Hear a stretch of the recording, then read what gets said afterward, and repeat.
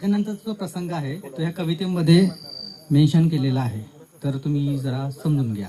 आणि कोकणातला मी आहे म्हणून माझा आणि त्या आशाचा काही संबंध नाही आहे, त्यामुळे मला जोडू नका.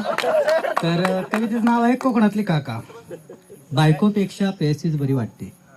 बायकोपेक्षा प्रेयसीच बरी वाटते, कारण ती महामंडळाच्या एसटी सारखी कधीच गावात भेटते.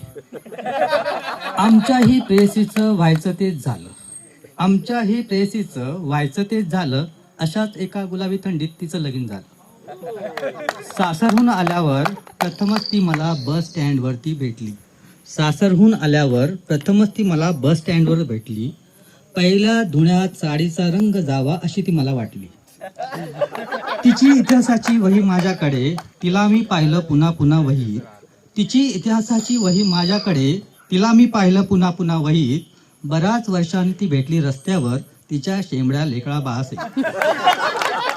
माझं मन भरून आलं, प्रसंग होता बाका. माझं मन भरून आलं, प्रसंग होता बाका. तिच्या शेंबड्या पोराचा मी एक पटकन घेतला मुका. चिडूनच पोरग बोललं, मम्मी झुपकेदार मिशांचा हा कोण ग बोका. चिडूनच पोरग बोललं, मम्मी झुपकेदार मिशांचा हा कोण ग बोका.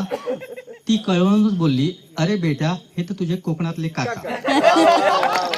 मी सरपडलो, मला आला खूप राग. मी सरपडलो, मला आला खूप राग. थोडाच उशीर झाला बेट्या, नाही तर मीच असतो तुझा बाप.